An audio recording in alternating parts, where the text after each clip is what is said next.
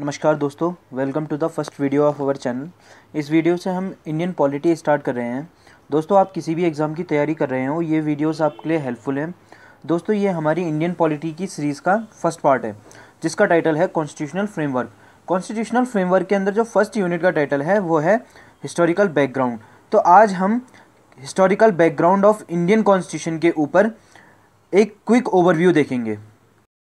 तो बेसिकली जो historical background है हमारे कॉन्स्टिट्यूशन का, वो दो मेजर हेडिंग्स में डिवाइड हुआ है। एक तो है द कंपनी रूल, जो चला था 1773 से 1858 तक, और जो सेकंड मेजर हेडिंग है वो है द क्राउन रूल, जो चला था 1858 से 1947 तक, मतलब हमारी आज़ादी तक चला था। तो ब्रिटिशर्स सबसे पहले इंडिया कब आए? ब्रिटिशर्स सबसे पहले इंडिया आए थे 1608 में एज ट्रेडर्स, मतलब व्यापारी के रूप में आए थे। और ये आए किस फॉर्म में थे? ये आए थे एक कंपनी के फॉर्म में, और उस कंपनी का नाम था ईस्ट इंडिया कंपनी।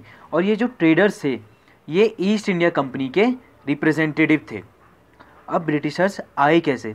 1600 में क्या होता है कि 1600 में क्वीन एलिजाबेथ फर्स्ट ने चार्टर दिया था, किसको? ईस्ट इंडिया कंपनी को, या कहें एक्सक्लूसिव राइट्स दी थी या परमिशन दी थी ईस्ट इंडिया कंपनी को व्यापार करने की इंडिया में।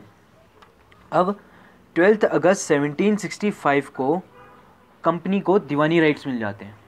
अब ये दीवानी राइट्स क्या थे? दीवानी राइट्स थे rights over revenue and civil justice of Bengal, Bihar and Orissa.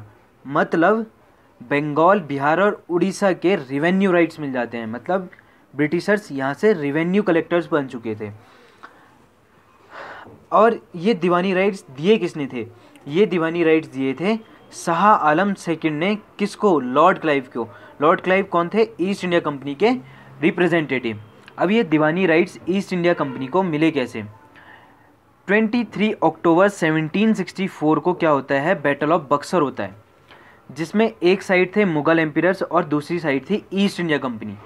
Mughal amperes में कौन कौन थे? मुगल एम्पियर्स में थे मीर कासिम, शुजाउद्दौला और शाह आलम सेकंड, और दूसरी साइड थी ईस्ट इंडिया कंपनी। अब इस बैटल में क्या होता है? ईस्ट इंडिया कंपनी जीत जाती है। और इस बैटल के बाद ट्रीटी ऑफ इलाहाबाद होती है। कब होती है? 12 अगस्त 1765 को। और इस ट्रीटी के अकॉर्डिंग दीवानी राइट्स मिल जाते हैं ईस्ट इंडिया कंपनी को।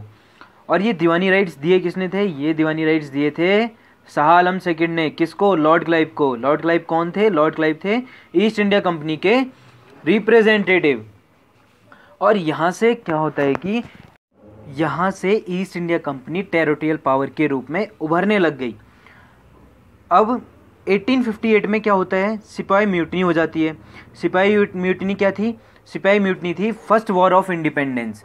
फर्स्ट वॉर ऑफ इंडिपेंडेंस के चलते, या कहें सिपाही म्यूटनी के चलते, ब्रिटिश क्राउन डायरेक्ट कंट्रोल ले लेता है ईस्ट इंडिया कंपनी से, और ईस्ट इंडिया कंपनी को बाहर कर देता है इंडिया से।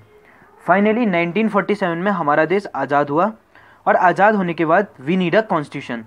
तो हमारे कॉन्स्टिट्यूशन को ड्राफ्ट करने के लिए 1946 में ही एक कमेटी का गठन कर दिया गया था, और उस कमेटी का नाम था कॉन्स्टिट्यूएंट असेंबली। फाइनली ऑन 26 जनवरी 1950 को हमारा कॉन्स्टिट्यूशन फोर्स में आ गया। Thanks for watching our video. Please like, share and subscribe, and also press the bell icon.